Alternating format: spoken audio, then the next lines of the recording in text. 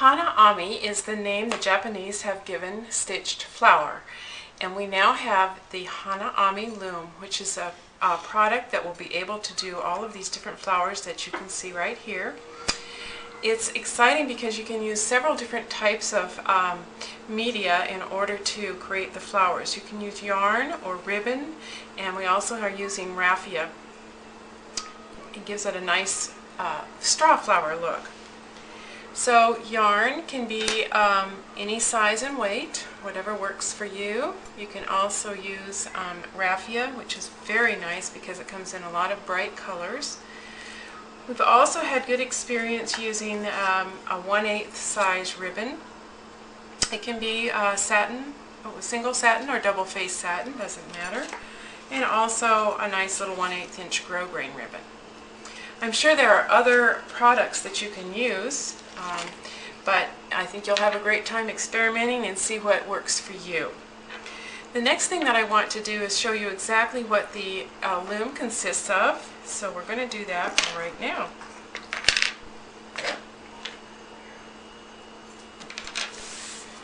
The loom comes quite compact, and it has a base and a lid. We're going to take the lid off, and inside you'll have 6 different types of looms. We've got the large circle, the medium circle, and the small circle. We have a large square, a hexagon, and a small square. We also have a center post that's used if you're going to just do half of a flower, and that is removable as well. It also comes with a darning needle, which we use to do our centers. This is your base to which all of the different looms will fit, and as you work, this will hold it steady so that you can have a nice free motion when you string the loom. So we're going to start with a very simple circle, and we're going to insert the circle into the base.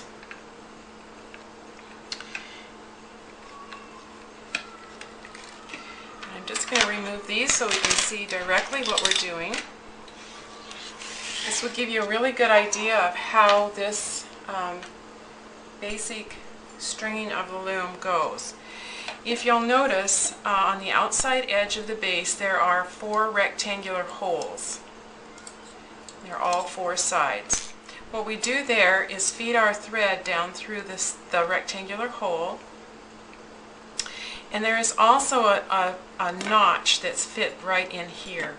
What we're going to do is do a simple overhand tie, and we're going to just cinch our thread, our yarn, right up into that notch. And what that will do is hold our yarn taut so that as we're stringing the loom, it won't come apart. The next thing that you need to do, and I'm going to turn this so that it's visible for you, I come up directly between the lowest and the highest peg, run my yarn around the top peg, and come straight down to the opposite side. The next thing we're going to do is circle around that base peg, come up clockwise to the second peg, and go directly diagonally across to the peg on the right hand side of where you started. That is the routine all the way around. Now I found that it's really easy to turn my loom as I'm stringing it. Intuitively it seems to just go a little bit faster, it's comfortable, I seem to not miss a peg when I do this. You of course will find a method that works for you and that's easy. There's always more than one way of stringing a loom. So you're going to go around the pegs one right after the other, again in a clockwise motion, going directly from one peg to the opposite peg.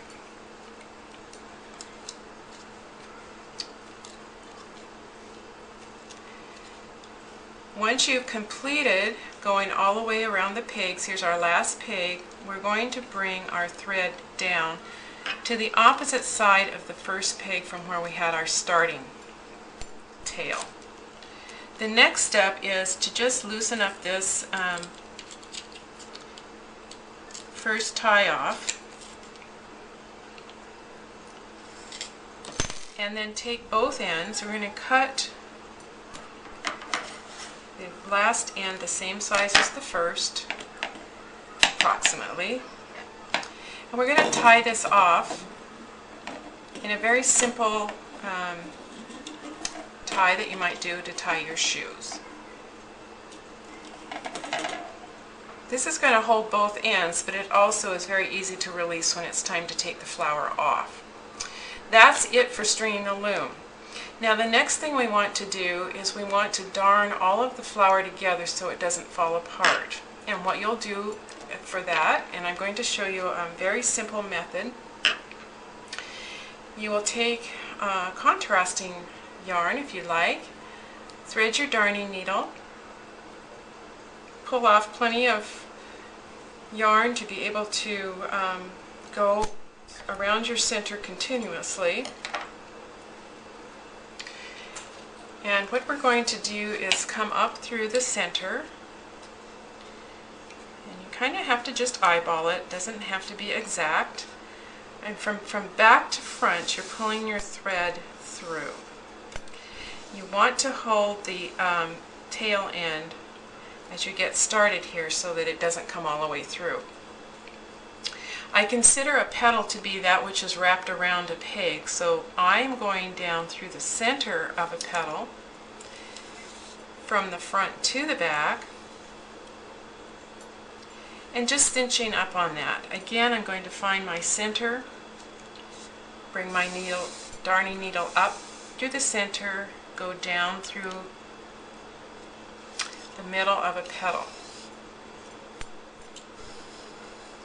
And again, I'm going to say it, the middle of the petal is the middle of a loop that is around a peg. Once you repeat going through the center several times, because we're going to do this through every single petal around the loom, you'll start to get a really nice, clear, make no mistake about it, center. And then you won't have to hunt for it like I'm doing right now. Pulling up, here's the petal, we're going down through the petal to the back. Pull that, and come up again through the center.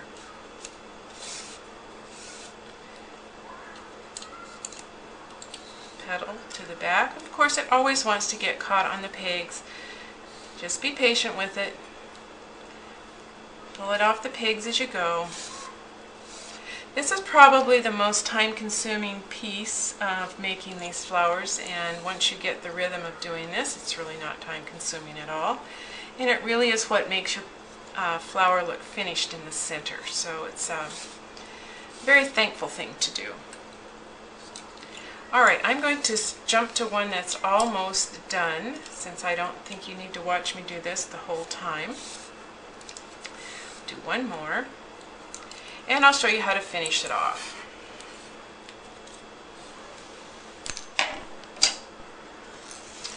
Okay, on this one we have one more petal to go through, so I'm coming up to the back.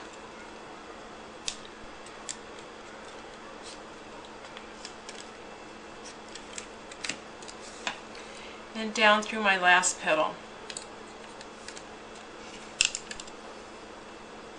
And there you go. And hopefully you can see how nice a finish this looks. The next thing we're going to do is just release the ends that you tied in your bow tie off the edge of the base and remove your loom. Now, most of the things that are done with yarn are done for garments, scarves, belts, headbands, handbags, a lot of different things. And sometimes most of the time you want the back to look as nice as the front. So in this case, I'm going to take that first end and make sure I lock it in with the end that I've been darning with, and run the tail through the back. So in terms of knitting speak or crochet, we're going to weave the ends in.